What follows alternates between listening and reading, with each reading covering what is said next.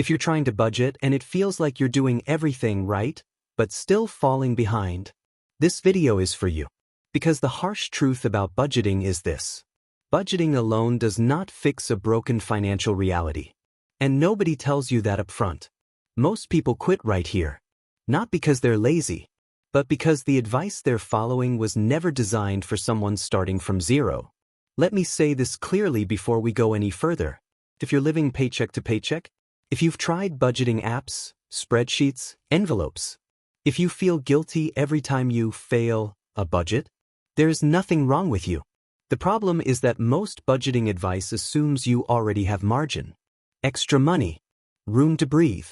And if you don't, the budget turns into a monthly reminder that you're stuck. This video is not about shaming you. It's about giving you clarity. A realistic way to think about budgeting when you're starting from zero or close to it. No hype. No guru talk. Just what actually works. Here's the first harsh truth nobody tells you. Budgeting doesn't create money. It only tells money where to go. That sounds obvious, but think about it.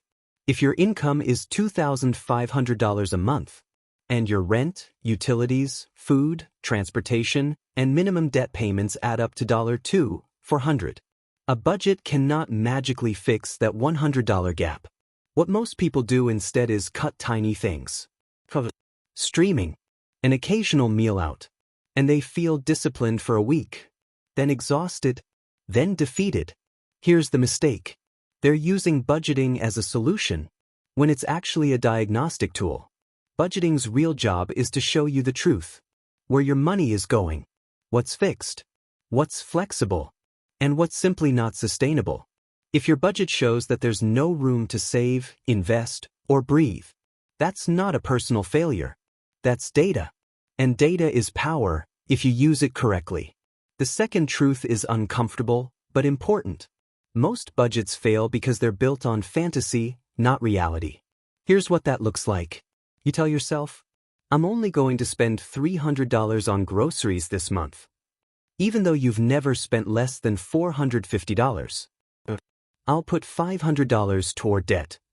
Even though your paycheck barely covers essentials. So what happens? Week 1, you're motivated. Week 2, life happens. Week 3, you break the budget. Week 4, you feel like you failed. But you didn't fail. The plan was unrealistic from the start. A beginner-friendly budget does not start with what you want to spend. It starts with what you actually spend. Here's what actually works. You look at the last 60 to 90 days of real expenses. Not judgment. Not shame. Just facts.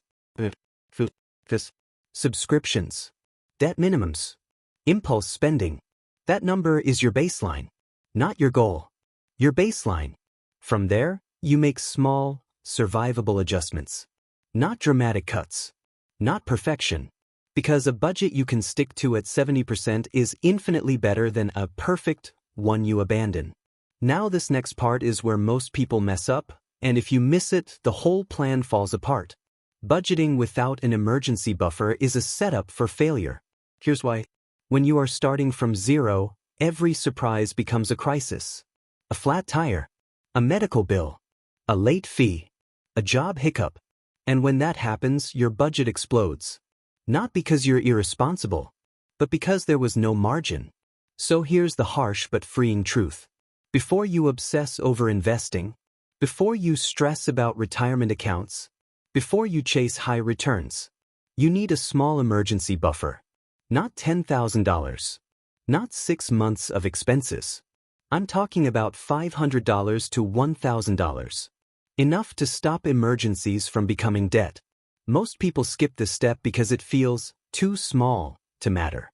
But this is the foundation. Without it, budgeting feels fragile. With it, budgeting feels stable. You stop panicking every time something goes wrong.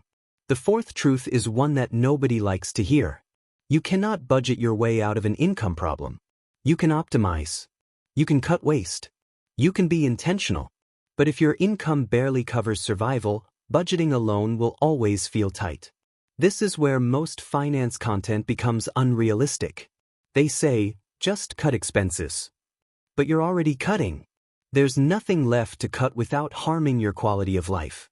Here's what actually works. You use budgeting to buy yourself time and clarity, while you work on increasing income in a realistic way. Not overnight. Not with risky schemes. But with skills. Side income. Negotiation. Career moves. Budgeting creates stability. Income growth creates progress. They work together. If someone tells you budgeting alone will make you wealthy, they're lying. It's a tool, not the entire system. Now let's do a quick reality check, because this matters. Building financial stability from zero is not fast. Here's a realistic timeline.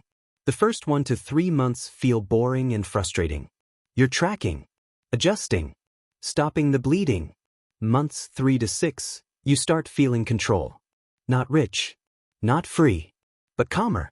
After that, momentum builds. But here's what not to do. Do not chase flashy investments while drowning in stress. Do not compare yourself to people who started years earlier. Do not quit because progress feels slow.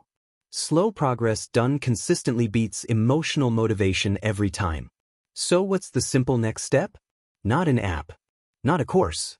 Not a complicated system. Here's what you do today. For the next 30 days, do one thing. Track your spending honestly. Not to judge yourself. Not to punish yourself. Just to see reality. Because clarity comes before change.